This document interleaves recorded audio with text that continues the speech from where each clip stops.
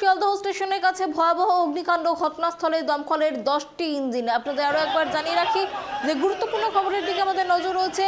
শিয়ালদহ স্টেশনের কাছে বিধ্বংসী অগ্নিকাণ্ড, ঘটনাস্থলে 10টি ইঞ্জিন দমকলের পৌঁছে গিয়েছে ইতিমধ্যেই এবং আগুন নিয়ন্ত্রণে আনার চেষ্টা করা হচ্ছে। আপনাদের আরো একবার জানিয়ে রাখি, শিয়ালদহ স্টেশনের কাছে বিধ্বংসী অগ্নিকাণ্ড।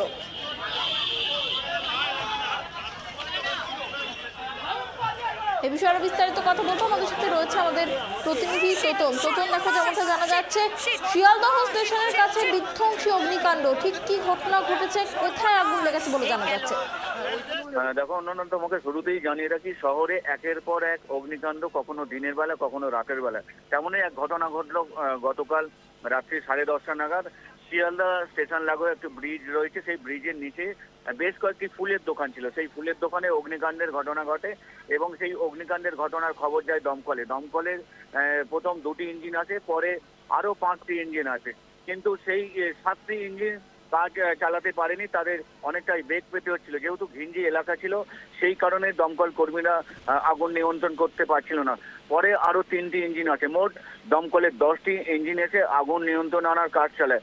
হোস পাইপ দিয়ে তারা জল দেয় এবং প্রায় 2 ঘন্টার চেষ্টায় আগুন নিয়ন্ত্রণে আসে। কিন্তু যে সমস্ত ফুলের দোকান ছিল, সেটি একটি ছোটখাটো ফুলের মার্কেট, সেখানে সেই দোকানগুলো পুরো ছাই হয়ে গেছে। বেশ কিছু সেই দোকানের জিনিসপত্র দোকানদাররা বার করতে পেরেছে, কারণ ফুলের দোকান রাত্রি 10টা পর্যন্ত খোলা থাকে। 10টার পরেই আগুনটি লাগে এবং দমকল কর্মীদের প্রাথমিক অনুমান ইলেকট্রিক শর্ট সার্কিট থেকে এই আগুন লেগেছে। অনন্যা, তোতন, কত টাকার ক্ষয়ক্ষতি হয়েছে বলে জানা যাচ্ছে? দেখো, ক্ষয়ক্ষতির পরিমাণ লক্ষাধিক টাকা হয়েছে, যদিও সঠিক পরিমাণটা এখনো দমকলের তরফ থেকে জানায়নি, কারণ ফুল মজুদ থাকে সেখানে। যে সমস্ত তারা সারাদিনে ব্যবসা করেছিল, ক্যাশ টাকাও ছিল, সেই টাকাগুলো পুরো ছাই হয়ে গেছে। যখনই আগুন লাগে সবাই হুড়োহুড়ি করে বেরিয়ে পড়ে এবং যেহেতু স্টেশন লাগোয়া, আগুনের লেলিয়ান শিকার স্টেশন থেকে যাত্রীরা দেখতে পায়, সেই কারণে স্টেশন চত্বরেও একটা হুড়োহুড়ির সৃষ্টি হয় এবং এই ঘটনায় মানুষ আতঙ্কিত হয়ে পড়ে। সেই কারণে দমকল কর্মীরাও ঘটনাস্থলে যেতে অনেকটাই সময় লাগে। এছাড়াও যেমন তোমাকে জানালাম, ঘিঞ্জি এলাকা বলে দমকল কর্মীরা একেবারে তড়িঘড়ি সেই জায়গায় হোস পাইপ নিয়ে যেতে পারেনি, তাদের অন্যভাবে বাইপাস করে পাইপ নিয়ে যেতে হয়, যে সময় লেগেছে। কিন্তু অবশেষে 2 ঘন্টার চেষ্টার পরে আগুন সম্পূর্ণ নিয়ন্ত্রণে আসে।